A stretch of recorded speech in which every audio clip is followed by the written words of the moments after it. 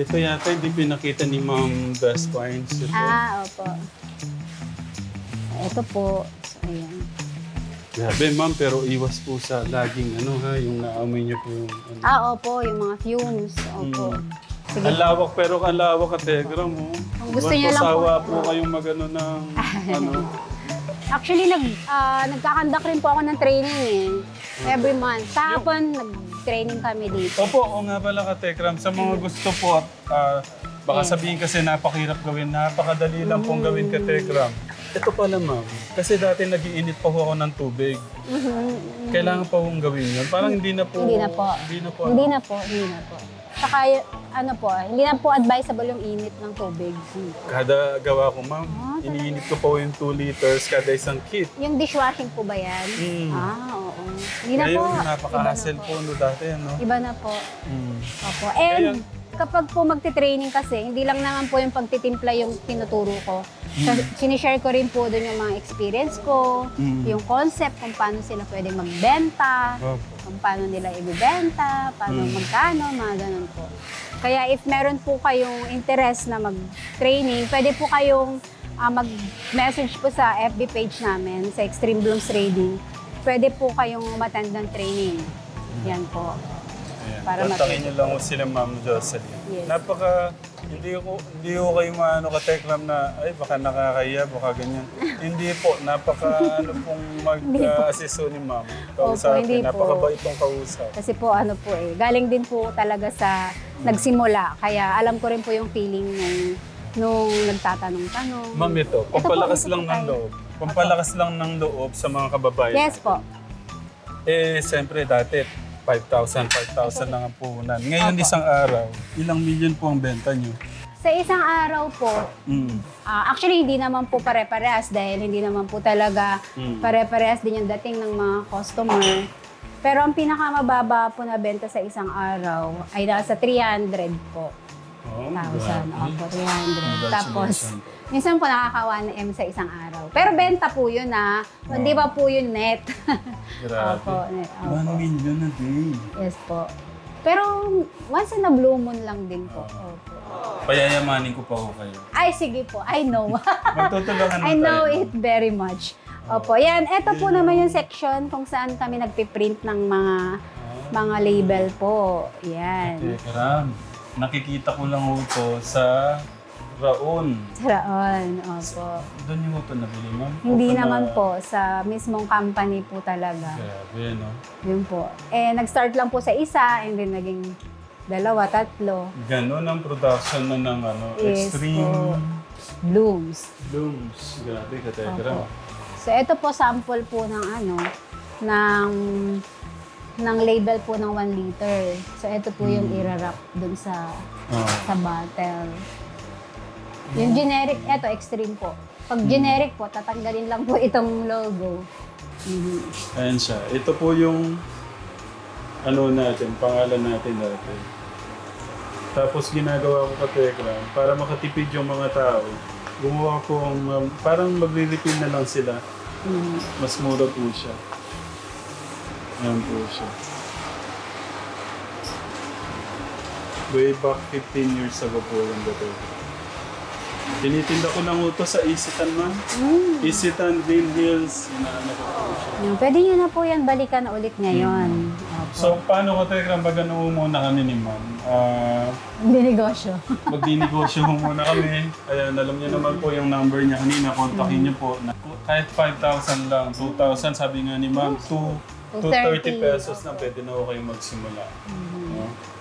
Kung magpo-full time po kayo sa ganito, ako kasi ko na siya ka-Tekram Yes. Na-try. Kumbaga, na-try ko na siya. Halos 1 taon din po yun. Okay. Ka-Tekram, magde-demo po si Sir Arnel kung paano po gawin yung isang kit. Tapos ito, Sir Arnel, ilang litrong tubig po to?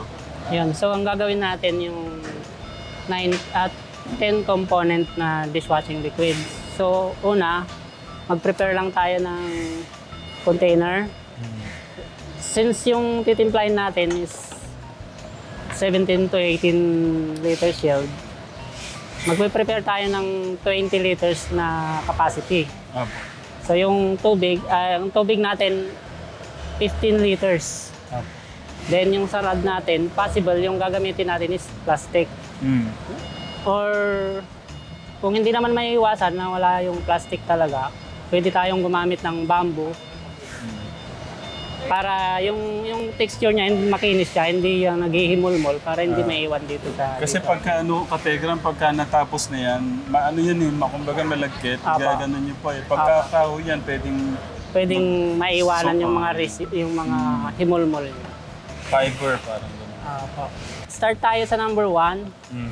Ito po yung isa sa base ng dishwashing liquid natin. So, dati ginaganyan.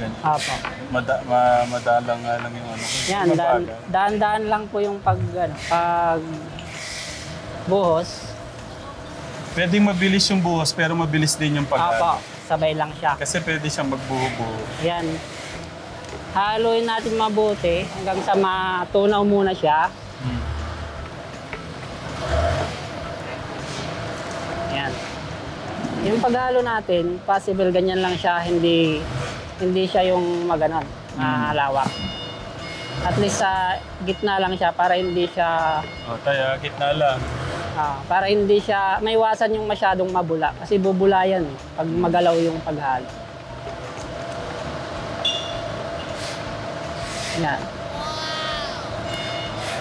Ito siguro it takes 3 minutes bago matunaw yung SLS natin.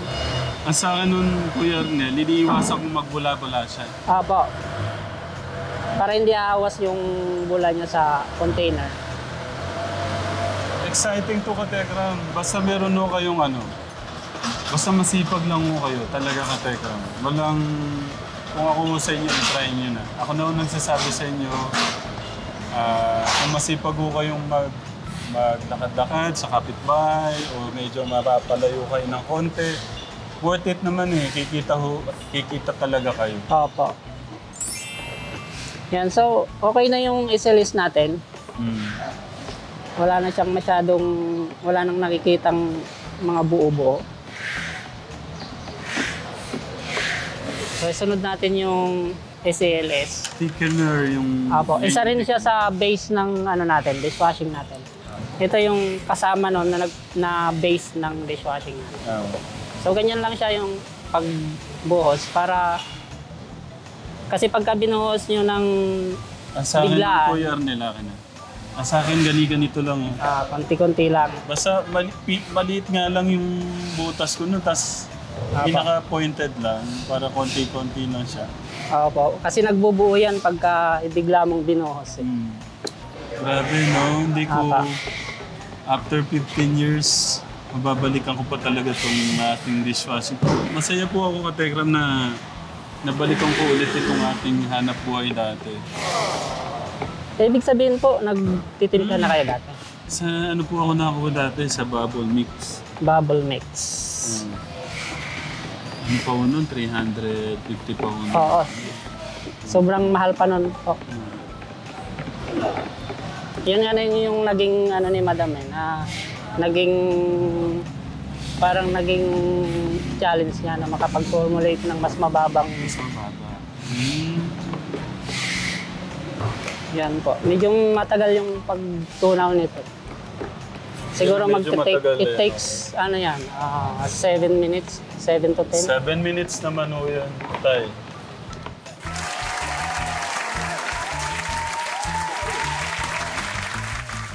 Yan. Next natin, sir, kasi pwede na siyang isunod. Ang tinimpla kasi natin is anti-back. So, kulay blue yung coloring natin. So, number 3, coloring. Madali lang naman sundan yung procedure nito kasi yung dito sa mga pouch na nakalagay na yung number niya. So, kahit wala yung procedure mo, madali mong masusundan siya.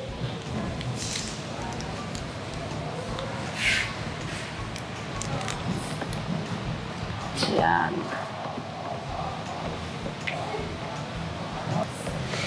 Next is yung EDTA. Number 4 na. Apo. Ito yung nagtitreat ng tubig. Kasi may mga chemicals, hard materials yung water. Next natin is anti-bac. From the word antibac, siya yung antibacterial natin. Pumapatay ng mga mikrobyo din. Sa tubig po. Opo.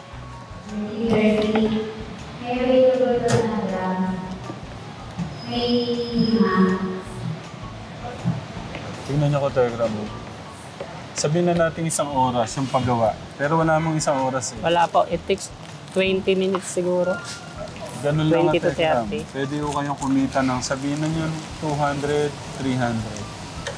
Pero kung machine yung gamit niyo po, 7 minutes tapos na yung dishwashing. Oh. Kasi sa... Ganun lang kabilis. Next natin is yung sodium chloride. Ito na yung sinasabi nyo kanina, sir, na thickener. Yung lapot ng dishwashing natin, nagmumula rito, mga 70%. Pero hindi siya pwedeng dagdagan ng... baka kasi iniisip... Mas marami kasi hindi siya magtitik. Oo, baka kasi iniisip nila, pampalapot pala to. So dadagdagan nila ng sodium chloride. Para mas maano pa. Para mas malapot. Pero hindi po. Magiging tubig na siya. Maglalabnaw na siya. Yan siya. Ganun kakabilis maglagay Sir Arnel, no? Nung ako nun talagang napakaingat ko sa ano. Sa bagay, expert ka na eh. Magaling ka na sa paggawa eh. Ganun lang oh, kabilis oh. Yan. So, pag ito nahalo na to.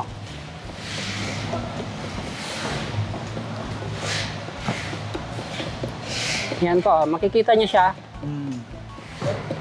Lumalapot na siya. Ang ganda na, ka-telegram mo.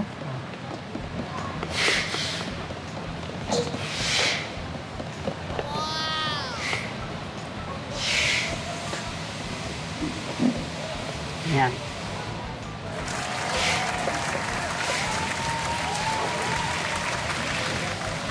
Okay na.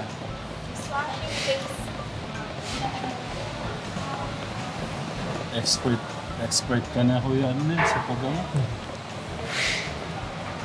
Ilang liters to? 20 liters? 20 liters capacity po. So yung magagawa natin dyan is 17 to 18. So yun nga ka-Tekram, sabi ko nga sa inyo, kung mabibenta nyo 35 na lang, ito yung pinaka ano eh, ito yung competitive price na talaga, 35 pesos. No? Yung pinakamababang presyo na to. Sa market. 35 times, kung 17 na lang, 500. Paano? 17 times 35.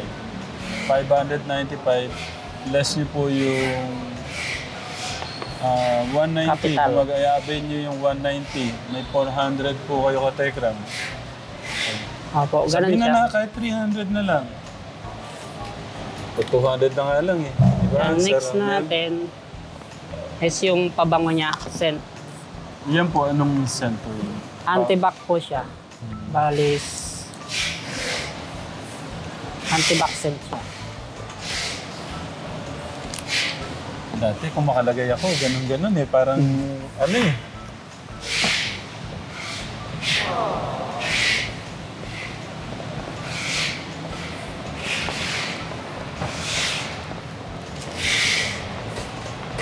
Ay, na ano nyo po yung ano? Next natin, sir, is preservatives.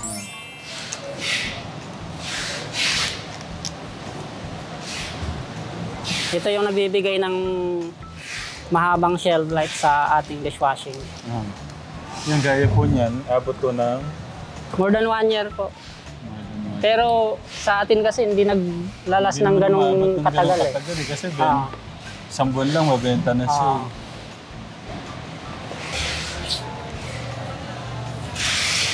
Next is foam booster.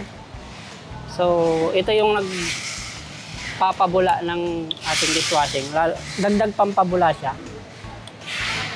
Paano ka maglagay, sir? Ganyan Buhos. lang o mas... Buhos pa lang, agad? sir. Buhos lang. Yan. Okay na yan. Sasabayan lang natin na mabilis na yan. Bilis din.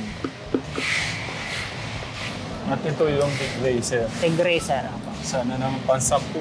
Yan yung degreasing agent natin. At the same time, nagpo-produce din siya ng maliliit na bula. Ito yung maliit na bula. At nakakapagpalapot na rin. mayroon din siyang contribution sa pampalapot. Paano mo ilagay ito, Kuya Arnel? Ganun lang din Ganun po. din.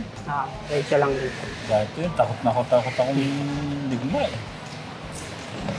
Tapos paghalo ko pa nun, wide pa eh. Mas okay pala yung sa gitna lang.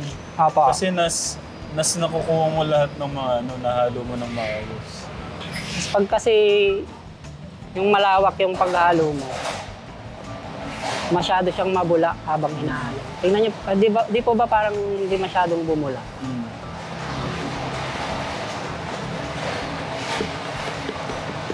So yun, Katekram. Pwede nyo ng kinabukasan, pwede nyo nang ilagay sa mga bote at pwede nyo na rin pong ibenta. So ilalagay natin itong pang 13 components para makita nyo lang din yung difference. Difference. Niya. Okay. Yan.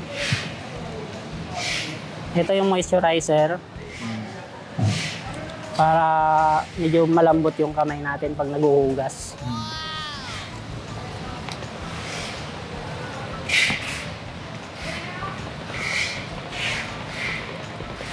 Galing maghalo. S5 na talaga. Ito, de-builder niya. Atay. Yun naman po. Ano yung sa Ramnel? Yung pampalapot lang din po. Dagdag lapot lang din po. Makakapag-produce siya ng kunting lapot. Pero kunting-kunti lang, halos wala siyang pagkakaiba dun sa unang ginawa nating 10 component. Tapos ito, number 13 yung foamer. Dagdag ng pampabula lang din. Ito siya.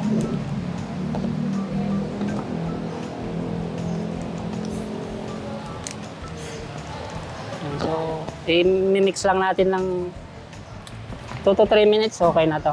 I-rest lang natin ng 24 hours para makuha natin yung ganitong itsura.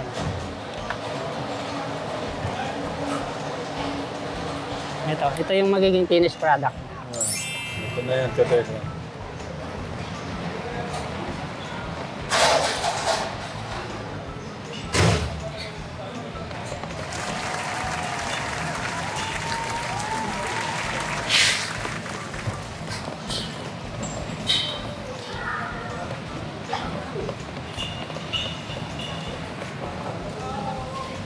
Yan, so okay na po to. Yan, tingnan nyo yung difference niya doon sa 10 components siya kanina. Halos parehas lang din siya. Then after na ma-mix natin to, hindi siya, kailangan hindi siya naka-fully covered. So i-release mo lang siya na naka-half open. Ganun siya. Ang purpose lang ng pagtakip natin para hindi siya malagyan ng mga dumi. Insekto. Apo. Okay. So okay na po to. Hindi pala siya pwedeng takpan.